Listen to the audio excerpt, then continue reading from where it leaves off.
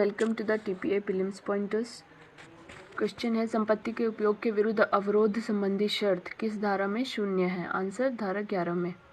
Next question है, क्या गर्भस्थ शिशु के अस्तित्व को विधिक मान्यता प्राप्त है? आंसर है हाँ।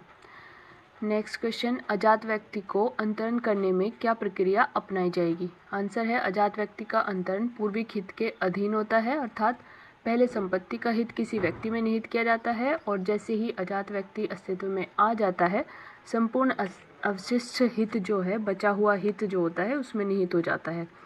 नेक्स्ट क्वेश्चन है, क्या गर्भस्थ शिशु सक्षम अंतरिति हो सकता है? आंसर है हाँ। क्या अजात व्यक्ति के पक्ष में आजीवन हित सर्जित किया जा सकता है? आंसर है नहीं। नेक्स्ट क्वेश्चन, दोहरी संभावना के विरुद्ध सिद्धांत से संबंधित वाद कौन सा है? आंसर है वाइट वर्सेस मिशेल 1890 का वाद। नेक्स्ट क्वेश्चन है, उक्त नियम को दोहरी संभावना के विरुद्ध सिद्धांत क्यों कहते हैं? आंसर है आंगल विधि के अधीन अजात व्यक्ति में आजीवन हित सर्जित किया जा सकता है। ये प्रथम संभावना है, किंतु उसकी संतानों में आजीवन हित सर्जित नहीं किया जा सकता, ये क्योंकि ये द्वितीय संभावना है। चूँकि इसमें दो संभावनाएं समाहित हैं, इसीलिए इसे दोहरी संभावना के विरुद्ध नियम कहते हैं। नेक्स्ट क्वेश्चन, गिरजेश दत्त बनाम दाता दीन AIR 1934 का वाद में क्या कहा गया? आंसर है इसमें निर्धारित किया गया कि आजाद व्यक्ति में संपूर्ण अवशिष्ट हित निहित किया जाना चाहिए। नेक्स्ट क्वेश्चन, धारा 11 के अंतर्गत सृष्ट हित के विरुद्ध निर्बंधन का क्या प्रभाव होता है? आंसर है धारा 11 के अंतर्गत सृष्ट हित के विरुद्ध निर्बंधन का कोई प्रभाव नहीं होता, अर्थात ऐसे व्यक्ति जिसे वह हित प्राप्त है वह स्वेच्छानुसार व्यनित करने का अधिकारी होता है। नेक्स्ट क्वेश्चन, आत्यंतिक हित यानी एब्सोल्यूट ट्रांसफर का अंतरण किन मामलों में हो सकता है? तो इसका आंसर है कि आत्यंतिक हित का अंतरण सामान्यतः बिक्री व दान के मामलों में ही संभव है, पट्टा बंधक आदि समव्यवहारों में संभव नहीं है। ओके, नेक्स्ट क्वेश्चन, धारा 11 में उपभोग के ढंग पर क्या प्रतिबंध है? आंसर है इस धारा में दिए गए सिद्धांत का प्रयोग किसी अवस्था में होता है जबकि मतलब ऐसी अवस्था में जबकि अंतरिति को पूर्ण स्वामित्व मिल जाने के पश्चात भी उस पर शर्त रखी जाती है कि हित या स्वामित्व का प्रयोग किसी निर्देशित ढंग से ही करे और कुछ निर्दिष्ट ढंगों में ना करे। ठीक है, ये धारा 11 के उपभोग पर प्रतिबंध है। नेक्स्ट क्वेश्चन, धारा 10 और 11 के अंतरण के संबंध में दिए गए सिद्धांतों में क्या अंतर है? आंसर है धारा 11 सीमित हित देने वाले अंतरणों के मामलों में नहीं लागू होता, जबकि धारा 10 सभी प्रकार के अंतरणों में के संबंध में लागू होती है तथा धारा 11 के अंतर्गत आंशिक तथा पूर्ण दोनों प्रतिबंध शून्य होते हैं, जबकि धारा 10 के अंतर्गत केवल पूर्ण अवरोध ही अमान्य होते हैं। आंशिक अवरोध मान्य होते हैं, मतलब अगर किसी अंतरण पर आपने बहुत ही छोटी यानी आंशिक अवरोध, बहुत ही कम अवरोध लगा करके आपने उसको विक्रय कर दिया है तो वो शर्त क्या होगी? मान्य होगी। लेकिन अगर आप पूर्ण अवरोध लगा रहे हैं, किसी को कुछ विक्रय करते हुए, कोई किसी भी तरीके का अंतरण करते हुए इस पर पूर्ण अवरोध लगा दिया कि आप इसको इस तरीके से विक्रय नहीं करेंगे, तो वो क्या हो जाता है? वो शून्य होता है विक्रय। ओके, ऐसा प्रतिबंध शून्य माना जाता है तथा धारा 11 का उद्देश्य उपभोग या प्रयोग के अधिकार राइट ऑफ एंजॉयमेंट पर लगे अवरोध को शून्य करना है, जबकि धारा 11 का उद्देश्य अंतरण के अधिकार से संबंधित है, राइट ऑफ अलाइनेशन से संबंधित है धारा 10 का उद्देश्य। ओके, नेक्स्ट क्वेश्चन है, टीपीए की धारा 12 का मुख्य प्रावधान क्या है?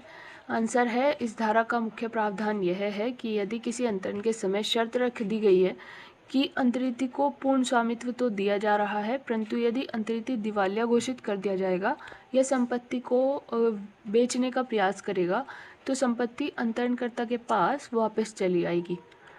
ऐसी शर्त तो शून्य होगी, किंतु अंतरण क्या है? वैध होगा। ओके, ये धारा 12 के प्रावधान थे। नेक्स्ट क्वेश्चन है, टीपीए की किस धारा में अजात व्यक्ति के लाभ के लिए अंतरण का उपबंध किया गया है? यानी जो अभी जन्मा नहीं है उसका, तो इस संबंध में उपबंध धारा 13 में किया गया है। क्या है ये? धारा 13 में अजात व्यक्ति के लाभ के लिए अंतरण का उपबंध किया गया है। वास्तव में इस धारा में इस नियम का एक अपवाद कि गर्भित शिशु और अजन्मे व्यक्ति को संपत्ति यदि अंतरण करना ही हो तो उसके लिए विशेष शर्त पूरी करनी होगी, अर्थात परोक्ष अंतरण की व्यवस्था अपनाकर अंतरण करना होगा, तभी ऐसा अंतरण मान्य होगा।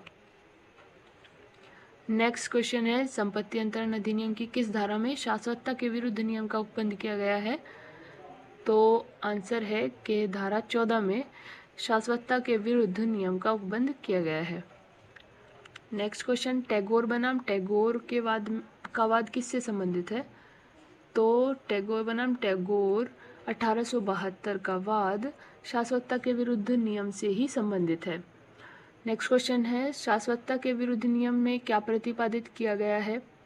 आंसर है, शाश्वतता के विरुद्ध नियम में व्यक्तिगत हित बनाम सामाजिक हित का सामंजस्य प्रतिपादित किया गया है। शाश्वतता के विरुद्ध नियम क्या है? आंसर है, किसी संपत्ति के स्वामियों और समाज के परस्पर दावों और प्रतिदावों का प्रशमन और तालमेल बैठाना है। ठीक है, क्योंकि स्वामी संपत्ति का अपने ढंग से मनमाना प्रयोग करना चाहता है तथा समाज में मनमाने प्रयोग पर अधिकतम नियंत्रण चाहता है।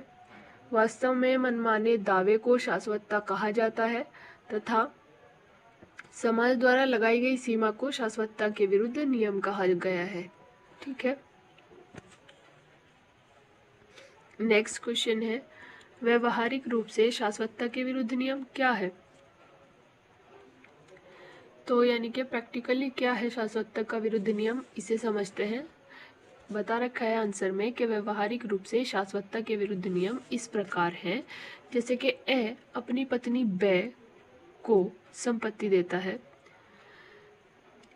अपनी संपत्ति देता है मतलब, उसके बाद से को, उसके बाद दे को, उसके बाद धे को, उसके पुत्र तथा उसके पुत्र पौत्र और पीढ़ी को अंतरण करना चाहता है उस संपत्ति को। ठीक है, संपत्ति हमेशा के लिए ए के ही निर्देशों के अनुसार अंतरित होते रहने में ए के स्वार्थ की पूर्णतः सिद्धि तो संभव है, परंतु समाज चाहता है कि प्रत्येक संपत्ति पर समाज के हित अधिकतम सीमा तक प्रभावी नियंत्रण बना रहे। व्यक्ति हमेशा के लिए अपनी संपत्ति का मनमाना प्रयोग ना कर सके, क्योंकि आयकर, धनकर आदि समाज की इसी मनोवृत्ति के परिचायक है।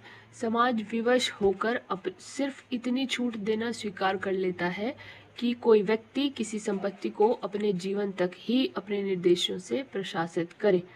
ओके, कि जब तक वो जिंदा है सिर्फ उसी टाइम तक वो उस संपत्ति को क्या है, निर्देशित करे। शाश्वतता के विरुद्ध सिद्धांत का प्रयोजन है कि न तो स्वामी का यह अधिकार मान्य होगा कि वह संपत्ति को शाश्वत और निरंतर रूप से अपने निर्देशों से बांध सके, और न समाज का ही दावा मान्य होगा कि स्वामी के मात्र जीवन तक ही संपत्ति को उसके निर्देशों से प्रशासित होना पड़े। इस सिद्धांत द्वारा कुछ सीमा तक स्वामित्व जन्य वैयक्तिक अधिकार यानी कि जो पर्सनल राइट होता है मान्य होंगे, तथा उस सीमा के बाद समाज का दावा मान्य होगा और संपत्ति वितरण समाज द्वारा स्वीकृत कानून के द्वारा किया जाएगा, क्योंकि किसी संपत्ति के दो दावेदार होते हैं, पहला स्वामी और दूसरा समाज। अतः इन दोनों दावेदारों के बीच सामंजस्य स्थापित करना ही शाश्वतता के विरुद्ध नियम है। तो ये आपको इतना ज़्यादा विस्तार से समझा रखा है इस छोटे से क्वेश्चन में कि व्यवहारिक रूप से शाश्वतता के विरुद्ध नियम क्या है। ठीक है, बस इसको आपको एक बार माइंड में समझ लेना है। नेक्स्ट क्वेश्चन है, शाश्वतता की प्रवृत्ति के क्या कारण हैं? आंसर है, संपत्ति की शाश्वतता लोग निम्न कारण से चाहते हैं, यानी कि जो अपनी संपत्ति को अपने ही निर्देशों के अनुसार रखना चाहते हैं हमेशा, उसके क्या कारण है ये बता रखा है। नंबर 1 क्या है कारण? कि उत्तराधिकारियों से संपत्ति की बर्बादी रोकना, कि कहीं वो उसका विक्रय ना कर दें। ठीक है, नंबर 2 क्या है? मृत्यु के बाद भी उपभोग की इच्छा। वाह। नंबर 3 है पारिवारिक स्वाभिमान, उनका अपना ईगो, रिस्पेक्ट, स्वाभिमान होता है।